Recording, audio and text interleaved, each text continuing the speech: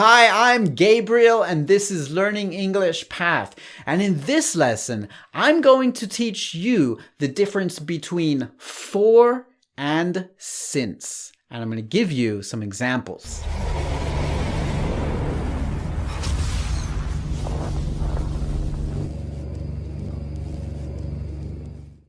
For versus since. This lesson is about these words as prepositions of time. Okay, so we're not going to be talking about since as an adverb or a conjunction. We're talking about these words as they relate to prepositions of time. And I'm going to teach you when to use each one of them, particularly when using them in present perfect simple sentences, present perfect continuous sentences, and they can even be used in, of course, past perfect and past perfect continuous. So here we go. The first one is, I've been learning English for 3 years.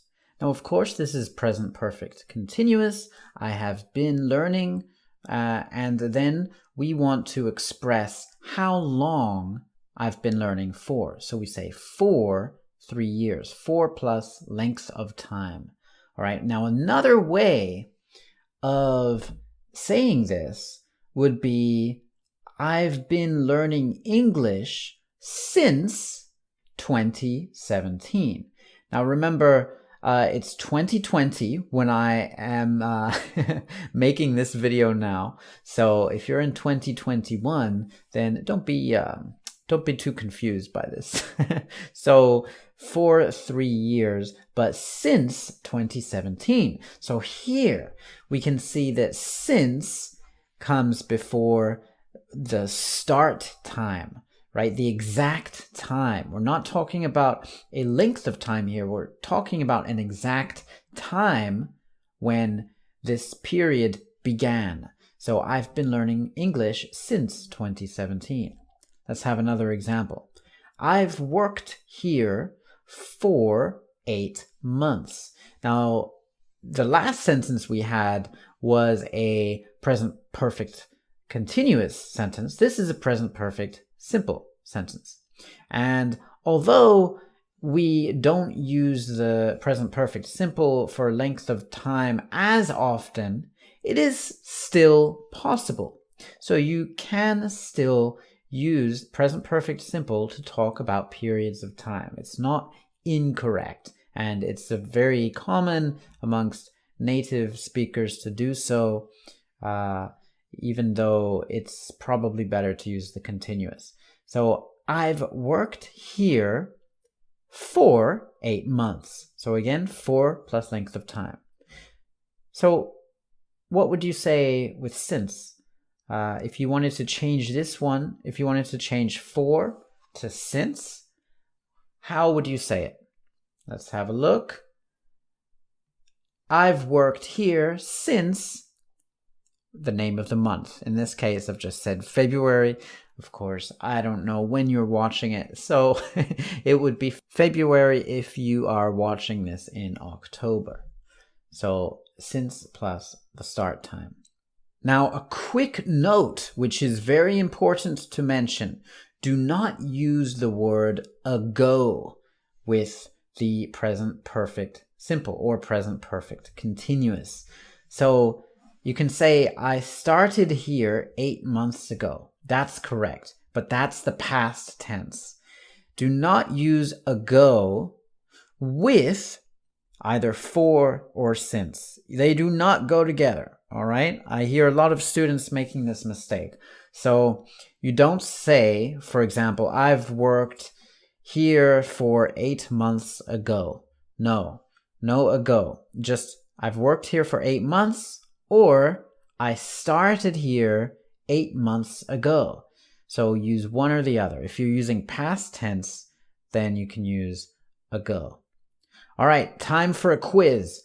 So I've got 3 little exercises for you.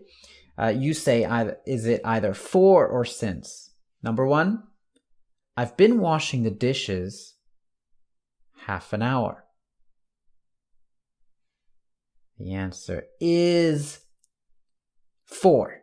I've been washing the dishes for half an hour. Number 2. I've been here 8 o'clock. The answer is, I've been here since 8 o'clock. And one more. Number 3. I'm going to go to the USA 2 weeks.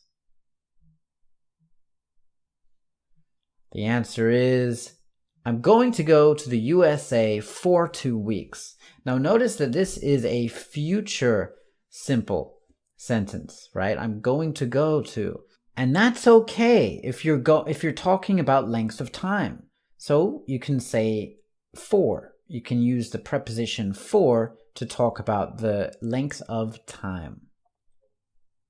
If you enjoyed this video, please click the like button and subscribe if you haven't already. And make sure you click that bell so that you know when I publish a new free lesson here on YouTube. And if you want to Learn English with songs, then don't forget to click the link in the description to get my free PDF guide to 101 songs to learn English. I have hundreds of exercises for you to study English, English grammar, English vocabulary, English idioms, practice your English listening, and even your speaking while listening to the very best songs to study English with. All right. And when you get it,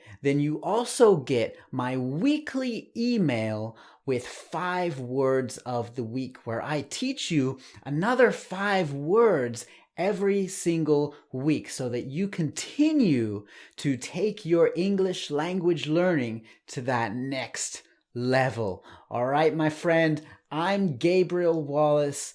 Keep learning and keep going.